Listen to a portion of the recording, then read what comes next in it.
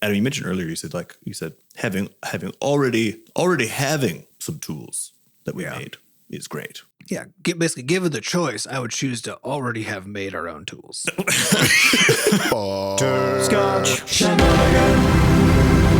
Hey everybody, welcome to episode 460 of Coffee with Butterscotch, the game dev comedy podcast of Butterscotch Shenanigans. I'm Seth and I'm the games programmer. I'm Adam and I'm the miscellaneous programmer. I'm Sam and I'm the artiste. And this is a show where we talk about life, business, and working in the games industry. Today is March 22, 22 by 4. Ooh. Now, before we get into it, profanity warning. There's going to be profanity.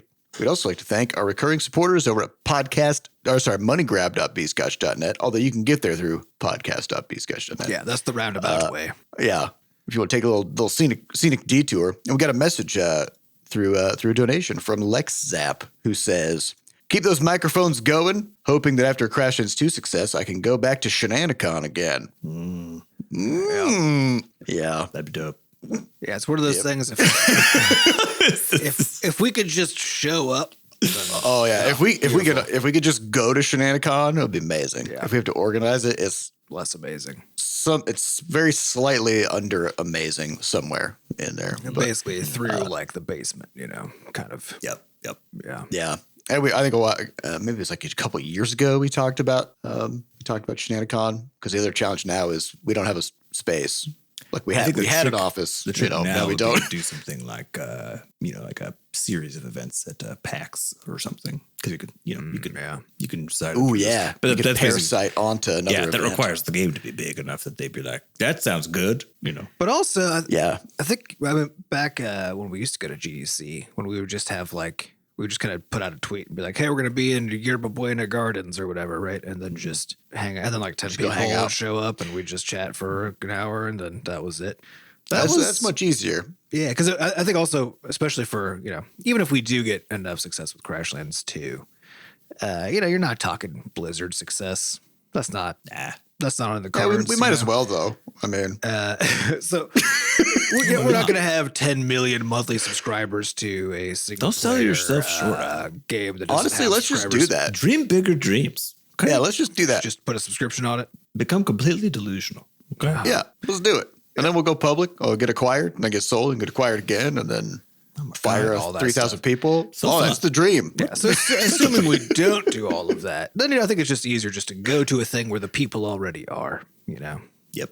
Yeah. Whether or not we have something organized there, if we just get to, if there's a space that we can just go to, which I mean, that is one of the great things about those big events, or can be, is if there is a space you can go to. But I think the last time we were at GDC in 2019, Google fucked that up because they were like, hey, we're just going to rent out the space where you used to hang out, where there used to be enough space that you could sit down at a table and stuff. And then That was the last time we went? That was the last time we went. And then suddenly there's just no spaces unless you want to go stand upright in a crowded restaurant or something, I guess. And then we haven't been to PAX East yet, but at PAX West, that is one crowded location. I don't think you could just go. No, you'd have hang to out reserve. You'd have to be on the panels or whatever else, or have a little shindig planned. Yeah. Yeah, it's I mean, possible. and the other thing is GDC is for developers, but Shenanicon isn't necessarily. So No, but the PAXs are. But still, PAX, as I say, you just hop onto a PAX train. Yeah. Although once Crashlands 2 comes out, maybe we'll give enough talks at the next GDC that it'll just be our convention now. We that's ours now. We just took it. What should we do? 2 talks per employee or something like that? Is that is that the target? Maybe 3. That way we can slot up both Monday and Tuesday instead of just one day, And then if there's time left over on Wednesday, maybe somebody else can give a talk. So something kind of cool happened this past weekend we'll talk about, which is we got to hang out with some of the folks from GameMaker. Yeah. So we're super pumped. They reached out and they were heading over to GDC, and they're over in the UK, and so they were going to be kind of flying over St. Louis, where most of us are, and they decided instead to just park in St. Louis for a day and hang out. And we got a bunch of barbecue and got to talk shop and kind of just show off all kinds of weird tools that we've been working on. So we got to talk about the Game Changer and Stitch and a lot of the things that we've kind of built to to kind of augment and like stack on top of GameMaker. And we could talk about like feature ideas and future stuff that might be cool. And yeah, I mean, it was a blast. So I just want to give a shout out to the GameMaker crew for Russell and Gavin. So thanks for swinging by, and it was a lot of fun. And it was interesting because they gave us some sneak peeks at some of the stuff they're working on, including some stuff that was like just barely functional because it was like really just getting started. Really getting started. Or stuff that I think has been started for a while, but that they had recently, broken because they're in the middle of development. Yeah, it's active dev. Yeah, I mean, I know that feeling where it's like, all right, let me show you this thing, Sam. I just finished it, and then I boot it up. I'm like, okay, never mind, it's crashing. I think my favorite phrase is that anytime Seth is showing anything, you're gonna hear the phrase, "Don't worry about that." Yeah, don't worry about it. Like 3 or 4 times as he's like trying to show the thing that matters, right? And the rest of us are getting distracted by this thing doesn't quite work yet. There's a little bit of jank or whatever, So I'm not looking for feedback on that thing. The thing that's working. Yeah, exactly. Feedback on which is something to take out. I think also when you're working with a team and you're making stuff, that's one of those things that everybody should kind of get in the habit of being able just to quickly indicate, ignore something, and everybody else just be on board with that, right? So that you can focus on the stuff that you're actually. Do not get fixated on something that does not matter right now or is already on the list. Just don't even waste time on it, baby. Let's go. But yeah, so again, big thanks to them for coming over. It was super fun, and very excited to see some of these new features that they're working on come down the pipe over the next year or two. So otherwise, I think so. We had a lot of stuff going on in the studio. We're really cruising on content dev for Crashlands 2. It's been pretty. It's hard to articulate, but like I think it was just on Wednesday, I added 25 items to the game. And then on Tuesday, it was like another 20. And like Jen and I collaborated on a bunch of research stuff. And we got like 20 more items put together. I'm like, yeah, they're not finished items. But the fact that we can just do that and just weave them together, I mean, it's weird. It feels so weird. I'm still kind of getting whiplash from it. But and we got our first round of Loc back. So it's kind of a two-parter. Localization. So they got the game localized, and it's 12. I think it's 12 target languages. Basically the first third of the game. And this has been an interesting collection of problems. We talked a bunch about it previously. I don't think we got into that much. The question of like what happens once you get the text back, because then you got to get it into the game, right? And then you got to figure out the game has been moving the whole time, right? Because there's a concept of string lock, which I think we talked about. So lock is in like a locked door, right?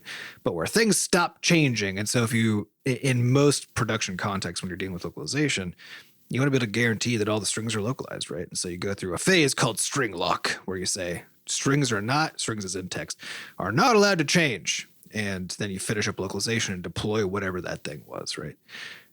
So since we're still just in full dev mode, we're not in release mode, then we didn't do that. Right. Because honestly, I hate the idea of string lock. Yeah, and it's because it's contingent on large batch deployments, right? Which is like, don't localize anything and then suddenly send 3,000 strings to your localization team and they do all of it at once. And when you get it, then you lock your strings and you don't change anything. Which like all this stuff is just like setting my brain on fire, my DevOps brain of can't if we have text that's largely what we want, can't we just do that, get that translated? And also if you have a translation team that like once they get caught up, then they can kind of like do smaller batches of 10 strings in a week as you add them, and they can kind of like build up more context over time with you instead of having to try to do it all at once, I think if you're doing loc in-house, then it's like having a lawyer, but like a, what do you call it? An in-house lawyer. There's a word for that, boy. Yeah, whatever. Yeah. But a lawyer who actually just like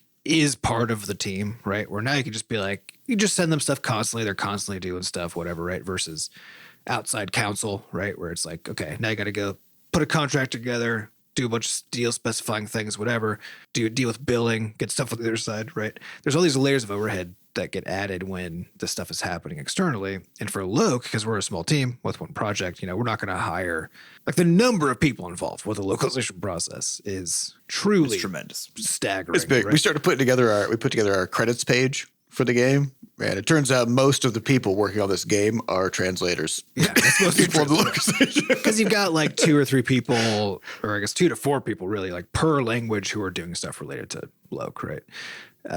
We can't just afford to have that be full-time staff, right? So we can't bring that in-house, and so we're stuck with having this be a batch process because of the sheer amount of overhead that goes into managing that. Yeah. Right? Because on their side, for the team that's doing this, they're also doing lots of other projects.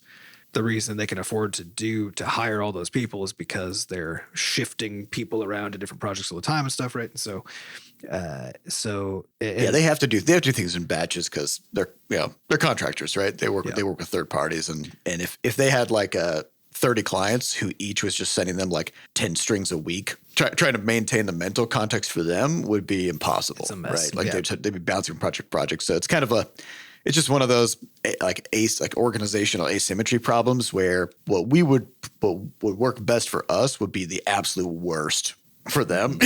So there's no way around. Yeah. So, but it's one of the interesting things. Like anytime you're working with third parties, you got to try to find you got to try to find that balance of like still being able to work the way that you want to while making it so that you get the best outcome from the other side, which means accommodating to a large extent the way that they need to work, right? So it's a big challenge, but it's particularly interesting in this phase of development because of the fact that like it just doesn't make any sense to go through like a string lock phase because right. But we are just rapidly working on stuff. It's so so this whole like moving target problem is just really interesting because now we're about to start Loc QA, which is also external because it's got to be a whole bunch of people who know the languages so they can evaluate it, right?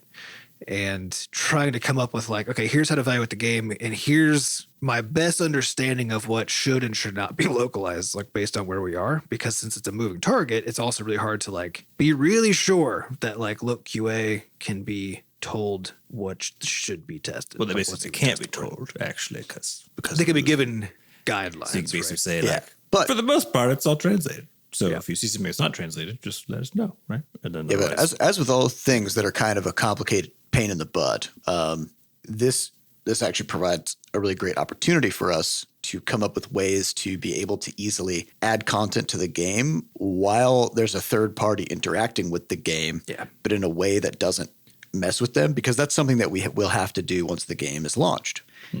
So like a good example is, we have all of the content in the first zone, the first act of the game. But then over this past week, as we've been adding more stuff into the second act of the game, Sam and I had a quick conversation and we're like, there's this extra kind of like category of item that we would really like to have throughout the game, kind of distributed from toward the beginning all the way through to the end of the game, which does mean adding stuff in to the section of the game that the localization QA team is about to go play through. Mm-hmm. But those items need to be developed and fleshed out, and they also need to be translated. They're not translated. They aren't real yet. They exist. They're not real. They're drafts. Yeah. Right. They're sketches.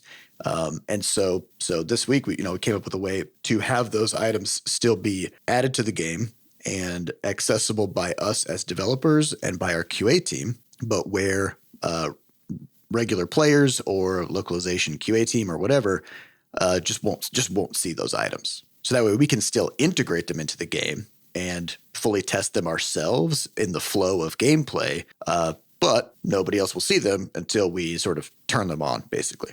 And so we're doing things like that to kind of make it so that instead of having to kind of lock the entire game down and just not touch it, right? We can keep sort of lock down parts of it and then just keep adding to other parts of it and then just keep deploying new patches without worrying. Yeah, this is a pretty common pattern you see in modern software development, especially for stuff like web things that get deployed frequently, right, and that have lots of people working on them.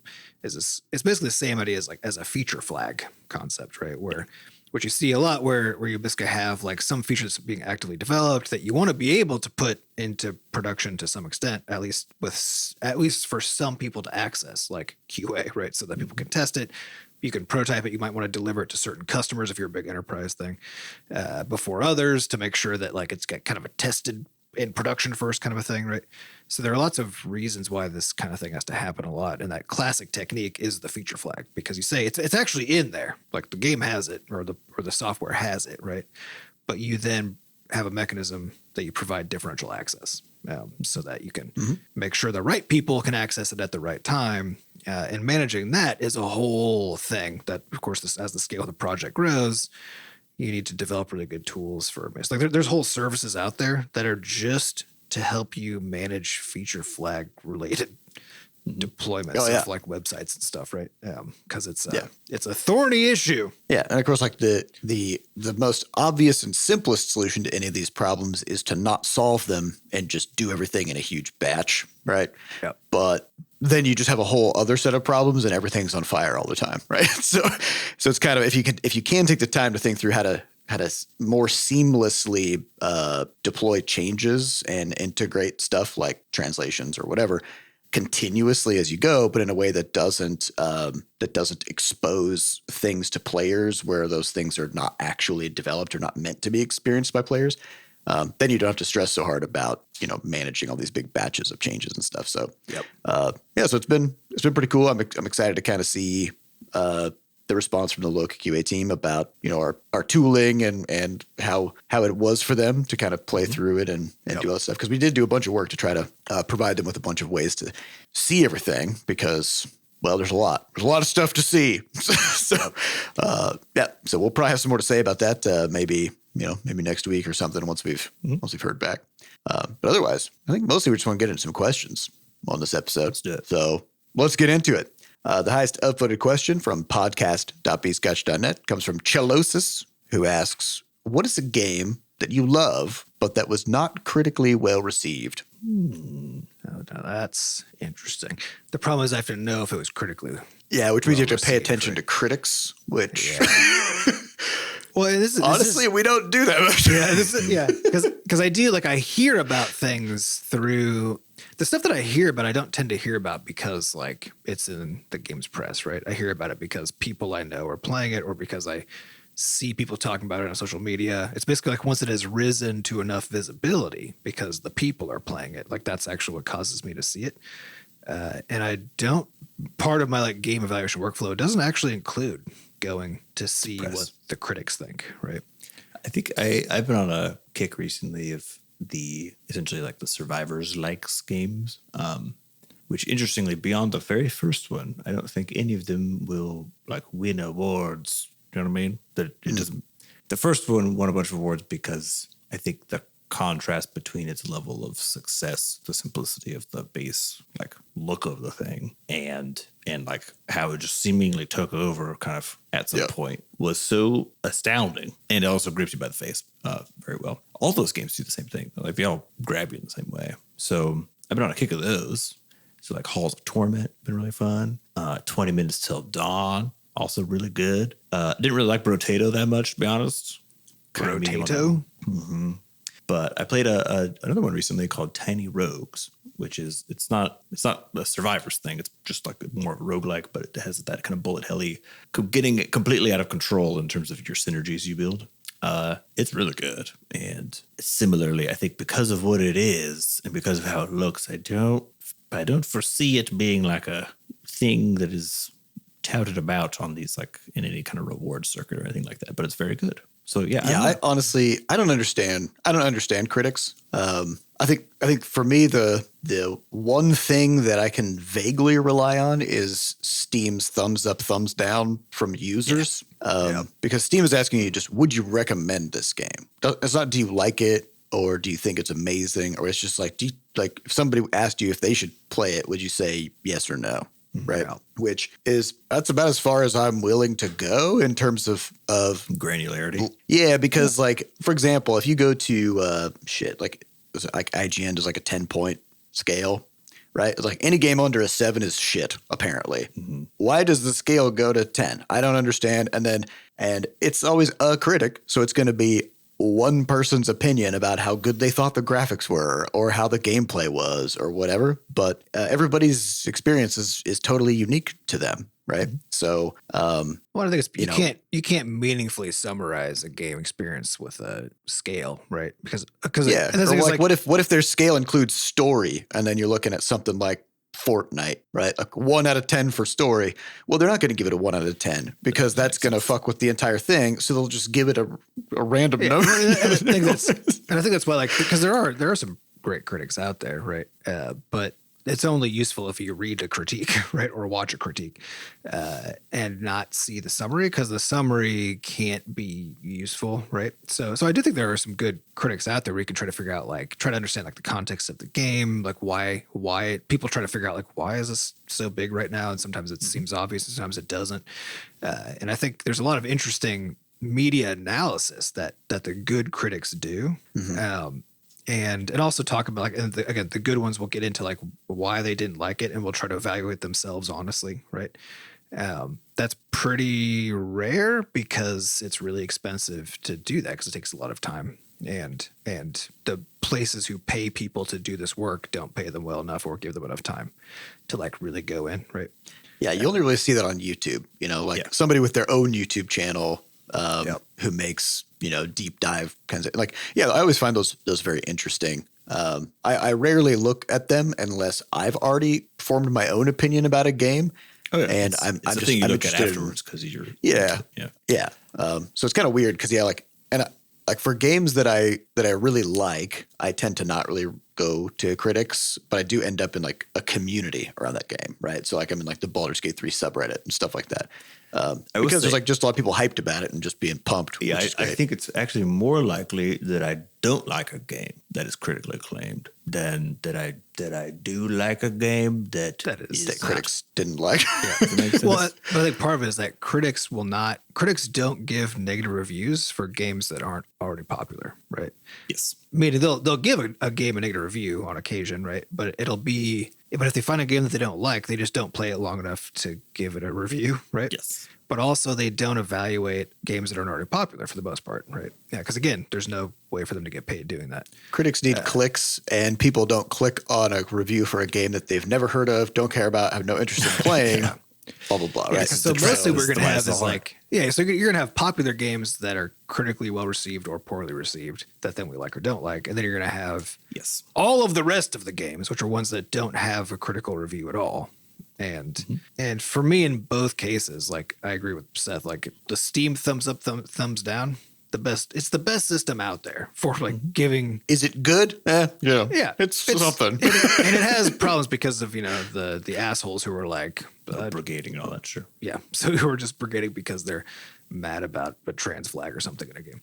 So, but because Steam at least like Steam doesn't do a good enough job of managing that, but they at least now detect that it seems to be happening and tell you that, which itself is a useful indicator, right? Mm-hmm. But also for games that are just launched, especially from small developers or first time games, or just ones in like really specific niches, you might have 10 Steam reviews or 30 Steam reviews, right?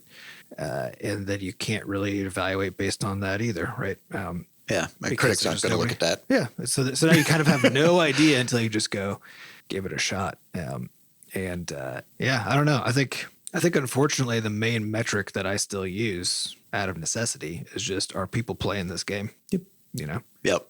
Yeah. And of course, like I've talked in the past about my experience with RimWorld, where like I knew about it for a long time.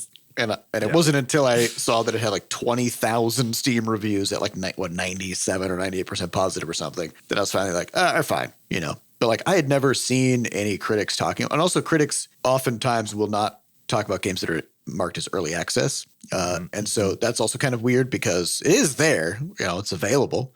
It's actually just about it being popular.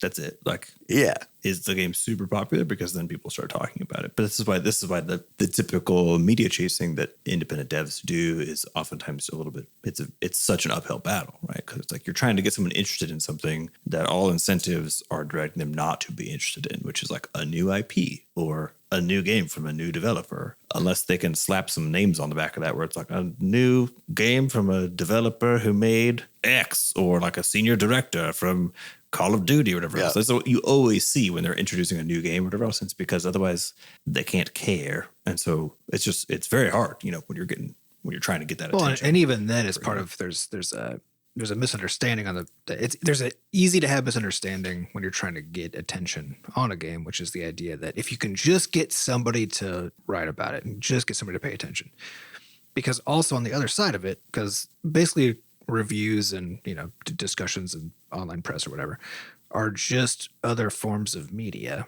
right? That are being consumed on the other side by the people who are actually reading this stuff.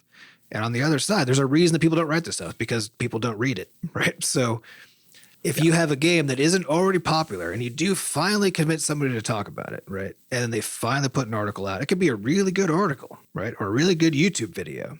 But if it's not about something that people are already into, the chances or that audience is already into, or that the audience, in particular, is already into, then the chances of it actually really being seen in a way that matters is actually still really low.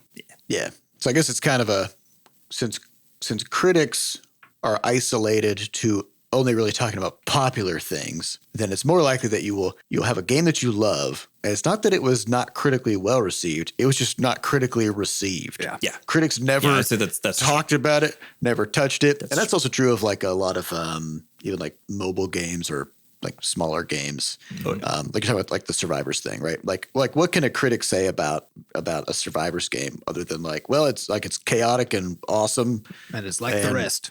Yeah. And then after a couple hours, I just moved on with my life. Yeah, like the closeness, how close a game is to its loop, how visible the loop is. And like Survivors games are it's cookie clicker with a gun. Yeah, it's like pure loop. Yeah. You're just in there. And so there's not a lot to talk about because a lot of the other stuff comes into the obfuscation of the loop, right? That's all the other bells and whistles to make you not pay attention to it. So yeah, if you think about like when with Starfield, when Starfield came out, and a lot of the things that critics were talking about were the same things that the community was talking about, which is like there's all these things that just aren't there, like a map, just things like that. Which at that point, like the game is complex enough that they can make an article out of it or a video out of it and really go deep and talk about lots of different angles of the game. But yeah, if you got a simpler, smaller game made by a small team that's got one or two more kind of one-dimensional loops to it, yeah, like there's just not much to say other than like thumbs up, thumbs down. Yeah, but the thing is that even though that's true, it doesn't. That's actually not the thing that dictates how much. Like think of it has to be popular. think of Among Us, right? Among Us, nothing's going on in that game. Simplest set of mechanics in the universe, right? Clever. It's very clever, though. Very clever. I mean, yeah, it's a great game. But at the height of its popularity, like everybody was just churning out article after article after article, trying to find things to say, right? Oh yeah, which is a different scenario. They're trying to figure out like how do you? There's now so much to say. How do you make it concise, right? Because what's actually always happening is that the people are into the stuff that's popular, and you manufacture things to talk so about. You got, but at that point, that's not like critical reviews. Like if something's a cultural phenomenon, nobody's gonna write an article and be like, here's my thoughts on Among Us, 8 out of 10 graphics. Everybody's playing it already. Nobody cares what you think about it. Well, they will, but so instead the articles to go for rage, right? So they'll rage baiting, give a worse review on it to get people to come click. Yeah. So I don't know. Like the game's media landscape is always very interesting to me. I kind of dip in and out of it. And like especially like it's weird because like around the time that we launch games, I'm paying a lot more attention to it. But as a player, I kind of don't. So I don't know.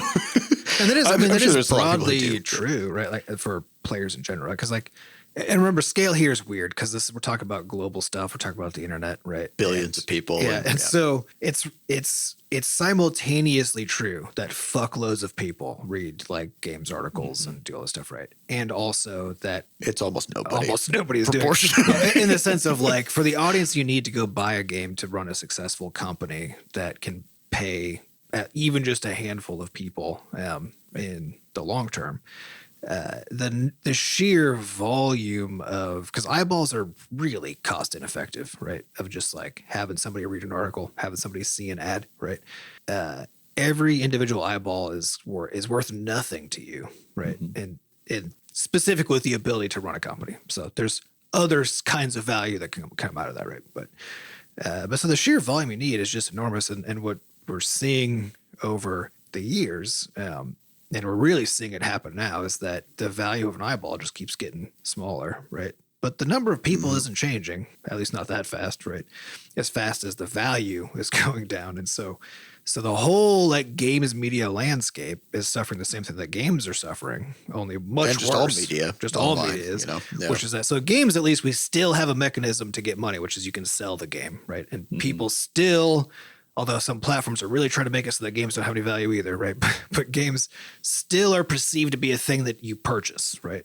At least enough that we can like get on some platforms. on some platforms that we can actually make a living doing this. But like online media is something that we've been now extremely well trained for decades to treat as something that is free, which means how the fuck do you make a living doing that, right? And so that just keeps getting worse. And so as that landscape changes, everybody has to resort to, worse and worse kinds of tactics to make a living doing it. Just make inflammatory posts. Yeah, so it's always an interesting question when you're talking about your own marketing efforts for your game is how would this help X outlet pay their bills? You know what I mean? Because if you can find that angle, that's how you make news. But that's also going to be the because if they can pay bills, that means that they're able to convert your story into clicks and so on, right? And eyeballs, which means in turn that you're able to actually get people to look at your game. Because in the end, if you can convince people that they can make money talking about what you're doing,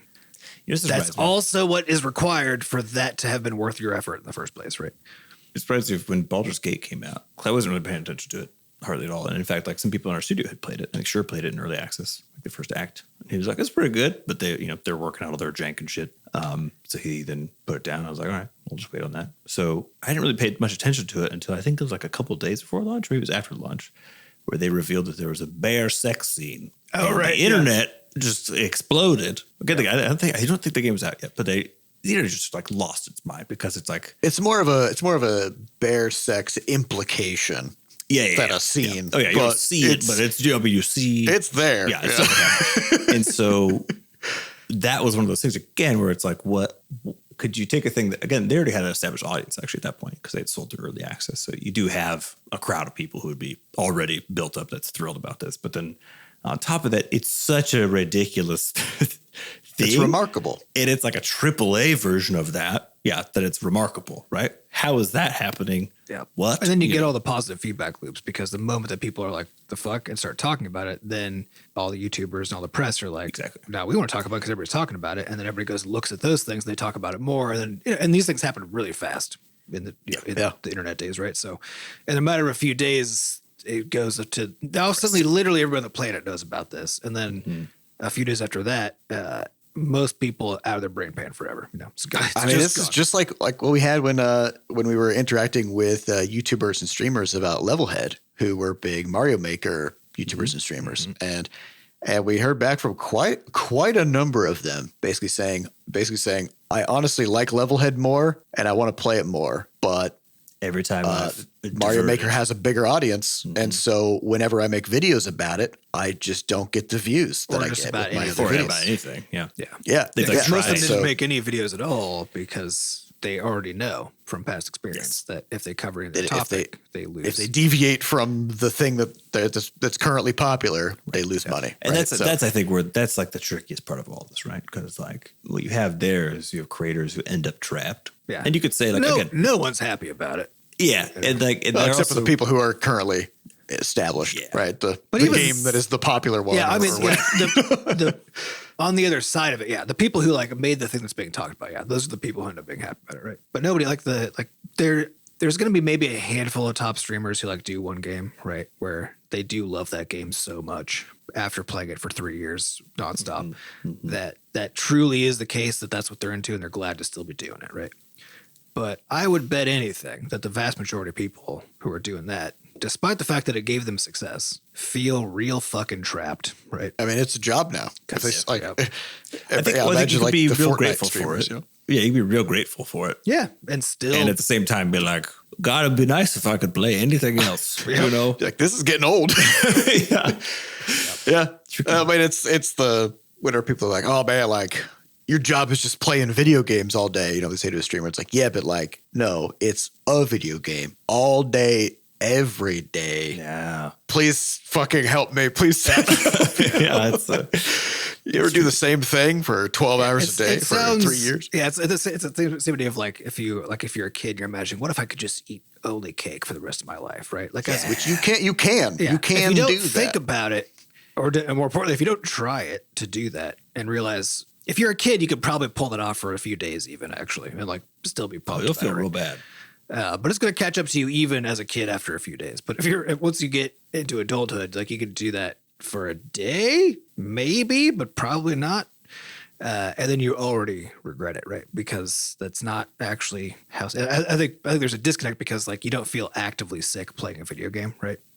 But you can. I mean, if you play it long enough. The thing is, like, but you get bored though, right? Yeah. And your mind wanders, and you just kind of. And then the result of that is mental burnout, right? Yeah. So that's what you have instead. Yeah. Tricky. Our next question comes from QuampakPalampie, who says, "Hey, thanks a lot for a great podcast. If you were starting now, would you be using services like Playfab for your backend services, or would you do it in-house all over again?"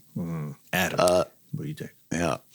I would say it would depend on, because it always depends on what you're trying to actually accomplish. So the lesson we learned time and time again is that the advantages to already having our own tech are incredible. Untold, enormous. Because like having full control over the whole fucking thing, so that if something's broken, you can fix it. So if you need a feature, you can add it. So that the stuff that the way you like to do things, because like, we're these weirdos over here using like favoro.com for our work management tool. Nobody else is using that, right? So if we want to integrate something that we're doing with that, if it's somebody else's platform, we just can't. We just can't do it without some really weird duct tape scenarios, right?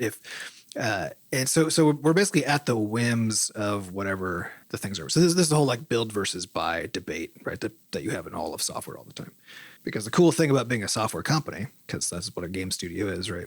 Is that technically you've got the skills and the knowledge and stuff available to build any software, See, let's say you're a construction company and you need a new headquarters. Yeah, you can build your own headquarters. What do you do? Yeah. Do you hire a different construction company so you can keep working with your existing clients, or do you just take a minute or like a year and build it yourself? Or do you go buy a building? Yeah, or just move to a building that already exists, right? And the decision that you make is dependent on all of the whys, right? Because and what the thing is.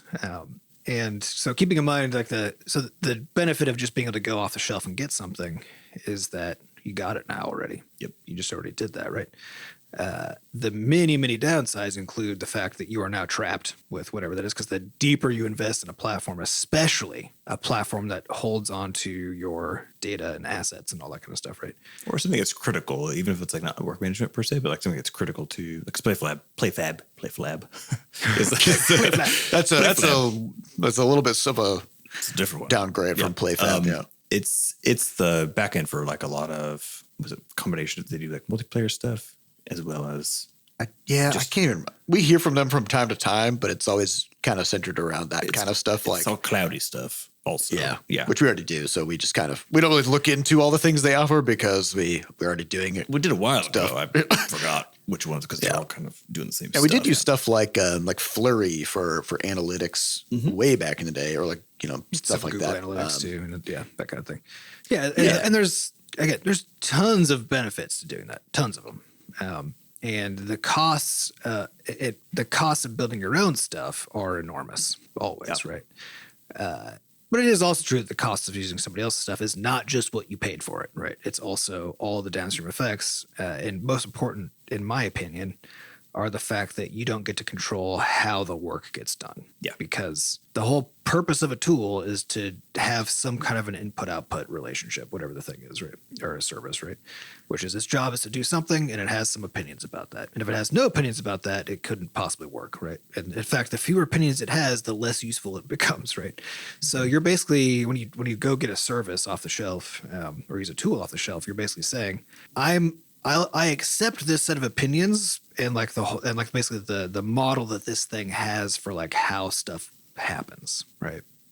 And over time, and that can be really useful also when you don't have a model yet, right? Where you or the where tool you're also looking at the provides model that at the same time. Yeah, or where you're looking at the model that they that essentially, because I think the general point is that you're getting at is that the choice of the thing impacts everything about your workflow and like everything, right? So because everything has to be designed around the fact that that tool is part of the process. Yeah, but even more intensely on a higher level, it impacts the shape of your teams. It impacts morale in your studio, like all of that stuff, like how all these things tie together, right? And so it also is very useful in the context where you're like, I like in the case like Favreau, for example, the simple fact in that particular way of where we're managing work that you can have stuff exist in two places at once means that a whole bunch of things open up as far as like overall team collaboration and stuff that are just frankly better than not being able to do that, right? That reshape how your team works. And so you can look at those products in that same way. Adam, you mentioned earlier, you said having already having some tools that we made is great. Yeah, basically, given the choice, I would choose to already have made our own tools. If you did, well, there's another kind of weird middle ground here, and this is something that over the years I've really noticed. Like we're doing it more and more, but we've always kind of done it. Which is there's no tool that we use that we haven't felt the need to build a software suite around it to make it usable for our cases. Yeah, VS Code, Clip Studio, GameMaker, whatever, Favreau. Like Adam wrote a fucking public API for Favreau. Or not an API, but like an SDK to interact with the API, because Adam was looking at the API and he's like, this doesn't do enough. It just doesn't. Like, it's just not good for our use cases. And so he made a software wrapper to interact with that thing, right? And like we do that constantly. And there's a certain point where if the thing is doing like 90% of what you need, and then you can like just put a little time into getting that little extra 10%. But that 90% is often very static, because a lot of these things are stuck in time. So, something that comes up a lot when we talk with the GameMaker crew is that GameMaker was made by a dude in 1999 who made some decisions, back then. And they've had to kind of battle the legacy aspects of that constantly as they've been working with GameMaker, which does mean that over time it gets kind of like harder for them to deviate from the plan, like to do like big things that really change something fundamental about how it works, right? So over time, like if our use cases change for our work management tool or whatever, and those demands we have are growing and changing all the time, but the tool is not really changing that much. It's not changing that rapidly. Then and there's even a certain if it point does, it's not changing for us. Yeah, it's just changing based on some broader audience. I will say, I think as far as like tools that feel like they will last a very long time, because there's a third case, which is like, you build it yourself, you buy something that's more or less like a static thing, which is actually a lot, again, to the point you're making, a lot of the stuff that you buy now is like actually more static than maybe you realize, even if it seems like there's a lot of changes coming out, because all the decisions are baked in and you can't touch them. And I think there's a third thing, which is more like a VS Code, which is like an extendable system. It's a very, an extendable system. Yeah. And those are... That's where you got a platform, right? Yeah, it's basically a platform. And those only seem to really exist in code. And then, even in the case of like, let's say Clip Studio Paint or something like that, it's very hard you can't like write your own stuff to add some kind of layer management to the thing that would be easier for your use case. You have to use whatever it is they have. And even if you're looking at stuff like auto actions, one of the reasons that I ended up picking Clip Studio Paint over Photoshop is I was looking at just how hooked in that kind of auto action or macros suite was, those little tiny programmable things that you can use to take some of the like, I need to do this 1,000 times, all these things. Let me just make a button so that it'll do it, a series of steps. One of the big differences was that Photoshop didn't let me touch as many things as I felt like I definitely needed to be able to touch with that, right? Yep. And a lot of the stuff I've run into with Clip Studio, where I'm at now, is like, I'll go to do a thing with an auto action and it's similar where it's like, I can't actually hook into that. It won't, that doesn't get tracked. Yeah, they haven't exposed that behavior. So you just don't. I don't get to. You just don't have it. Yeah. And it's annoying because it's like, but I can do it. I can like manually. It's clearly doable. So why can't I? Why can't I hook into it? Yeah. Yeah, and I think this is why, like, anytime we're looking at any new tools, my first question is always, does it have an API? Can we talk to it directly so that we know we can get around whatever because it's not about limitations, right? It's about design constraints, because a tool is going to do something in a certain way, especially if it's a UI based thing, right?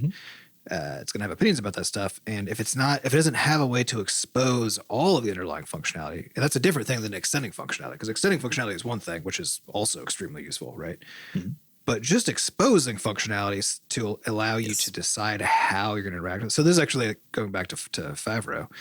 This is a problem I ran into, is that their public API lets you do a lot of stuff, a pretty large fraction of the stuff that is doable, right? But it doesn't let you do all those things that you can do via the UI, right? It's not all exposed. And there's some of those things that we really needed to be able to hook into, right? And we couldn't. So that project itself, so I built it, I don't know, 2 or 3 years ago now, whatever it was. And in the process of building it, basically discovered oh shit, this is just a limitation. We just can't. There's no accessibility. Talk to this one thing, right? And so the end result of all of it was that we actually never really got to make use of that, because the main things we needed that for, we actually couldn't hook into. Mm-hmm. But you couldn't figure that out until you really spent the time digging into the API and all the things that it could and couldn't do. And at that point, you're because you have to understand the whole model of how does all the data work? How does everything talk?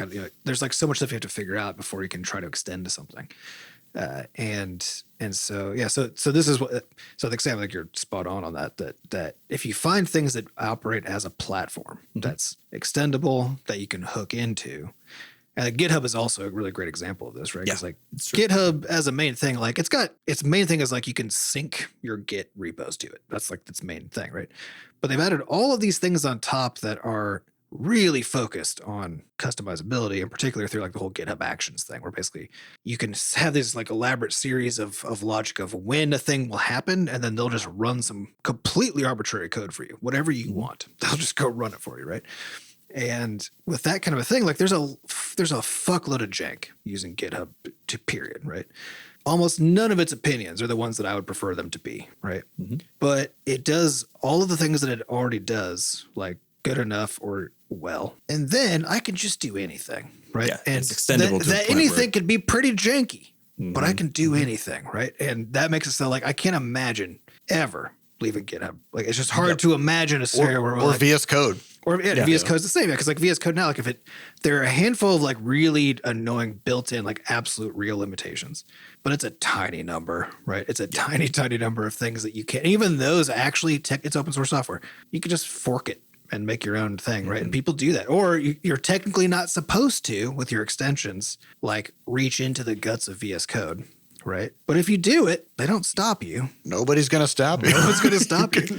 They might get mad if you publish that extension. But even then, I've seen several published extensions that, there was one that I saw in particular that it was a Fortnite themed thing where it had a warning, which was basically if you do this, it's going to patch your installation of VS Code. And it can be hard to uninstall, so you might have to fully reinstall VS Code to get rid of the extension, right? But it added animations of explosions and stuff to the tabs, and stuff that it's technically possible because that whole thing is actually just a web page. All of VS Code is just a web page, right? So anything a web page can do, technically you could make VS Code do, right? But that was not exposed. That was not intended, and that's really bad practice because it puts things into an unstable state. If you could just reach, but it is right? Pretty awesome. But you can do it though. Yeah. Right. You can actually do it, and so that means that no matter what it is you're trying to accomplish, you could make it. You can make it happen. Yeah, I will say after. I think this last year in particular now, with the combination of Stitch in VS Code and the work I've done on the Clip Studio side to add even more macros and stuff, I have when I open up a tool and I'm oh, maybe I can I should be able to move this over here, or let me make that button smaller or whatever, and I fucking can't, even just on my phone or something like that. Or hey, can I make the text bigger or smaller? And it's no. Is there dark mode? No. I'm what do you say you do here? Yeah, what is this? This actually, opinionated tools are the worst, right? And this is, I just have to get this off my chest. The Apple Vision Pro. Okay. I've been reading a lot about this thing. A lot of opinions with that. A lot of people have a lot of opinions about it. I haven't used it, so I don't have any firsthand opinions, but there are two things that keep coming up in people's reviews where I'm just what the fuck? Mm-hmm, mm-hmm. One is the Apple Vision Pro has cameras on it, and you can use those cameras to take pictures because they're cameras, right? And it's an iOS device, and Apple's all about their cameras, right?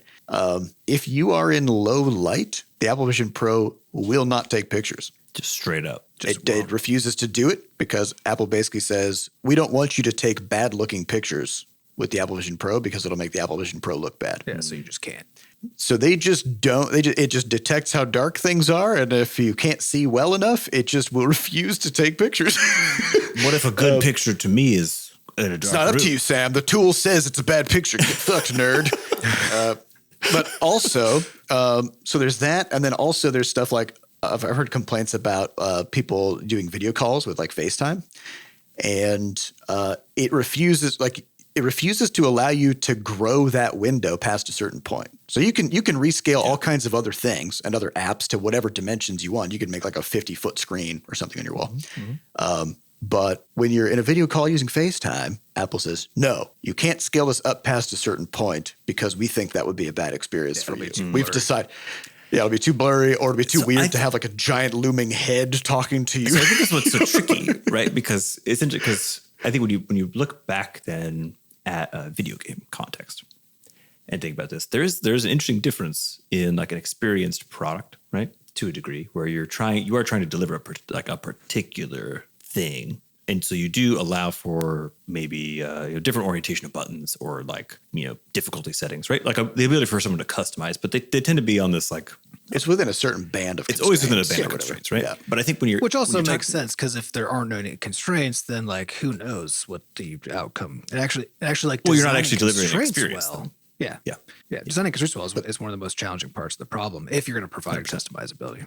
Yeah. And this is something that's supposed to be a tool. Well, I think that's the question, and I think is it supposed to be a tool? Because I think that's actually the question. Because when you're delivering a piece of like the more something skews toward a piece of like a entertainment almost or like a curated. It's not a utility. It's experiential. It's designed to evoke feelings as opposed to an outcome. Yeah, right? And so I think the closer something hews toward either one of those is it a tool or an experience? Yeah, toward being media. Then it's kind of like how allowed you are on the design side of that thing to be very strict or opinionated about how exactly it operates, right? Because one is about delivering a very particular thing. It's not like when you watch a movie, you can be like, oh, I want that character to be bigger right now. That doesn't make any fucking sense. But like, being able to make the subtitles bigger because it's a tool to understand stuff makes a lot of sense. So if I want the subtitles to be like half of the screen, I should be able. And I'm okay if it tells me like this is a bad idea. You'd be like, I'll figure that out by doing it. Still lets me do it. Right? Because I think this was a bad idea. That's the part because I had this too. Like there's so many things where it's like there's a janky version of the unintended, like sort of the undesigned experience, right? Mm-hmm. That still, for some circumstances, can be better than the designed parts of the experience, despite the jank, right? Mm-hmm. And trying to figure out where that balance is I think, but I think that's where, like Sam, to your point, like anytime I use a tool where it's just like, here's what the experience is, and there's just no way for me to work around that, even when there's like a scenario where I'm like, I know the tool isn't meant for X, right? But I know it can technically do it if it just let me. Right? Yes. If it would just let me do it, and it doesn't. Or even worse is when the tool is meant to do X. And it can do X, but you can only do X manually. Yeah. And there's no way to hook something else up to it, right? Yeah, and this is why I hate mobile as a platform. I'll just put that out there because like I can't go into Chrome on mobile and just install an extension, right? Because the beauty of the web as a platform is that extensibility. You could do anything to it. You can it's all visible. All the code is there. The website, the pages, everything is there. You can mutate it on a whim, right? There are lots of implications to doing that. You can break stuff. You can fuck with your security. You can fuck with your privacy. There's all kinds of things that can happen as a consequence, right? But it's technically possible. And I want to be able to choose what my experience is there. If I want to be able to, if I'm on the Steam backend and I'm like, oh shit, like I want this table, but they don't have a download button. I want to just add a download button. Or if I can't, I want to be able just to look at the source, copy it out of there, and then go mutate it and do my own stuff too, right? And Adam, what if you make a mistake though? I can't let you do that, Dave. Yeah, that's exactly. It's why I love the web as a platform, is because as just the way that it works makes that possible. But then once you hit mobile, everyone's like, nah, like you just even the stuff that is supposed to be open. Yeah. isn't And I think that anymore. the reality is, like, again, for most people in most use cases, you don't necessarily need that like full extensibility and stuff. I think that the trouble is when you're, in my mind, if you're building I'm building a business on top of something, right? Like, I'm saying, I'm now entrusting like in the case of Playfab, to go back to that question, if we go look at that again, let's say we want to actually do like a multiplayer thing or something in the future, that's the question I can ask, which is, okay, can I stake part of my livelihood on my ability to extend or access the functionality that is in this that I don't even know if I need exactly, because I don't know exactly what I'm going to need, right? Yeah. But if it can do the baseline thing that I do I need, so maybe a multiplayer server backend or some shit, And you can see that it could adapt. and I could see that I could do whatever I want with it, then like sign me up, ready to go. But if it's like, well, you can do it in this very particular, it's like very opinionated about this particular way of doing X, Y, or Z, or it just doesn't even show me anything. I mean, hard no, Yep. Well, and you run the risk of like, what if you build your entire game around how they handle some kind of multiplayer matchmaking or something, and then 3 years later you're in the middle of dev on your next game or you're gearing up for launch, and then suddenly you find out, oh shit, they changed a bunch of stuff about how you need to hook into their system. In a way that like there's a deadline on, and you've got to go back and update your game because of some decision they made, right? Which that happens. I mean, that happens to us all the time in terms of like there's a new OS version for Android or iOS or something, or there's a new cert guideline from a platform. The more of these third parties that you're depending on, the more subject you are to the whims of them doing what's best for them, we rounded all the corners on the phones. Go ahead and rework everything. Like you can't get away from those dependencies, but then, the more of them you have, the more random chaos you might be subjected to. Which is, I mean, and I think a way to say that is like even for the stuff that we make, we use all the platform features of like their various SDKs and their online services and the DRM they put in place. Like we use all that stuff because we have to, right? Not because we see it as good for us, good for the product, good for the players, or because it provides us something that we're like, oh, thank God we can rely on them to do this for us, right? Yeah, because we could do it. Because we could do it. Yeah.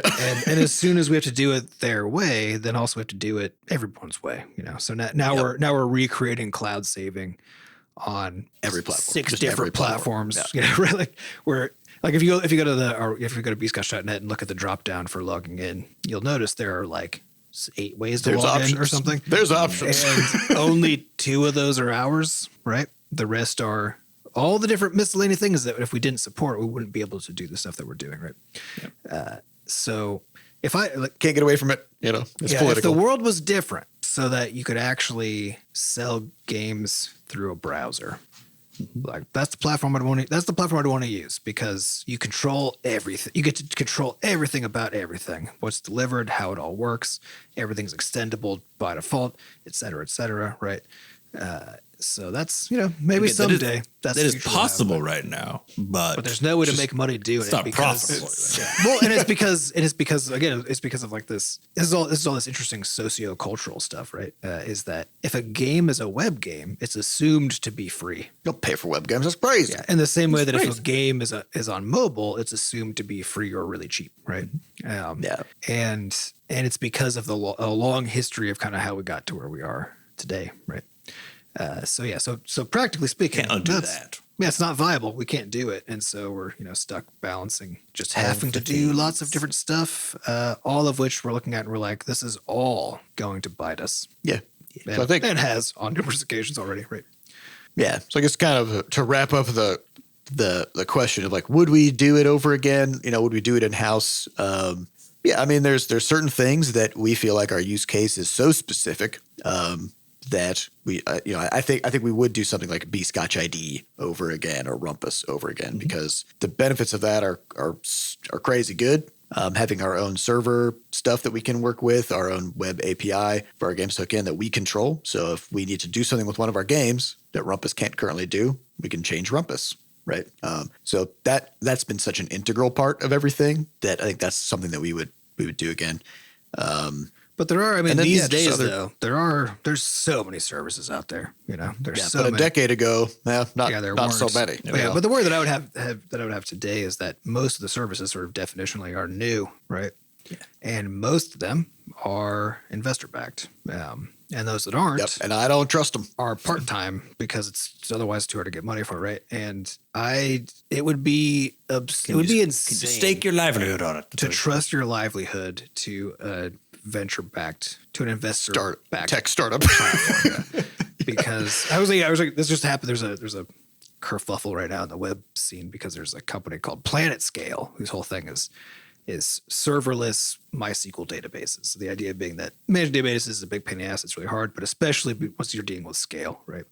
So their whole thing is like, oh, you get to stop worrying about that. You just we deal with all the bullshit. You just basically send data, and you're just talking. You get to pretend like you're just talking to one little database, right? Very cool tech. And then they're investor backed, and they had a free/hobby tier. That was honestly generous. It was like a pretty large amount of stuff you could do, you know. Oh no, I already see where this is going. And they rug pulled it because they got some change in their stuff. They fired a bunch of people. Some investors got mad about who knows what.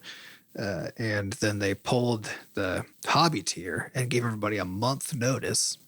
Ooh, spicy. You've already got all your data in there, and you're depending on it. But now it's a hostage situation where it's like, if you don't pay us now, your data. Yeah. And I'm using it personally on my website for some very dead simple analytics that I just hacked in a few months ago. So it's gonna be easy for me, but now I have to go do the work of taking that out of there, right? Because if I don't, now all of a sudden my website's gonna be doing weird shit where it'll be just constantly trying to do things it's unable to do. I think that's gonna be fine probably, but if someone were to open up the console logs in 2 weeks, I think is when the deadline is. They're just going to see error after error after error after error. Importantly, it's it doesn't matter for you, but if it's going to matter for a bunch of people, though. Yep. Yeah, if it's a big enough tier that you could build a business on, and people have been doing that, then oh fuck, that's a big. Also, there's something funny about this company whose whole thing is hey, you know how the problem with SQL databases is massive scale? We have a hobby tier. What is that? But it makes sense though. Because Every hobbyist needs to be able to scale infinitely. But it is, but one of the classic models in the sort of tech space in general, but web in particular, is to get people because web people in particular are tinkerers because it's so easy to just build and throw up a website, right? Yeah, it's really it's letting someone come and poke around, right? It's letting people poke around because those people then come in from the bottom up to try to transform what people are doing, right? So, So it does make sense. I mean, it did make sense. They're not doing it anymore. But I mean, the lesson learned over and over and over again. We've learned this lesson a million times from companies doing stuff is that if a company is publicly owned, you can't trust it. If it's privately owned, you have to be skeptical still because it's privately owned doesn't solve problems, right? It just means that the incentives are different. But you can have a privately owned company that's still backed by lots of investors, right? Mm-hmm.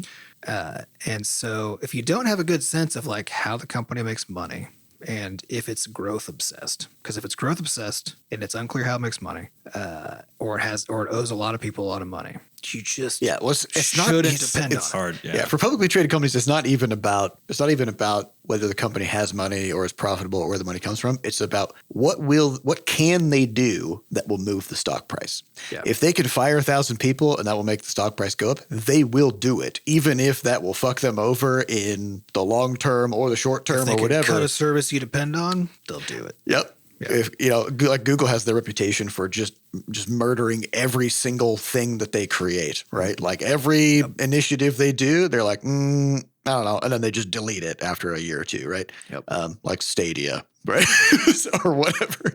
Yeah. And again, it's whenever Google cancels a big thing, investors look at that as cost cutting in a non-profitable department, right? Yep. And stock price go up. So if you're dependent on some new Google service or some new startup or whatever that has that mindset, then even if it's bad for them and bad for you, but it makes the stock price go up, they're going to do that thing. Yep. So, buckle up. All right. Well, I think that's all the time we have for this week. We'd like to thank our producers, Fat Bard and Sampa DaCosta, for putting the podcast together. And thanks to our community moderators who keep our Discord running. To get more involved in the Butterscotch community, just go to podcast.bscotch.net, where we have links to the Discord, a way for you to donate, and links to the podcast archives. And as always, if you haven't yet, head on over to Steam and give Crashlands 2 a wish list. It'll help boost it on the charts, and it'll help us as we gear up to get this game out. So we appreciate that. Thank you all for listening, and we'll see you next week. Goodbye.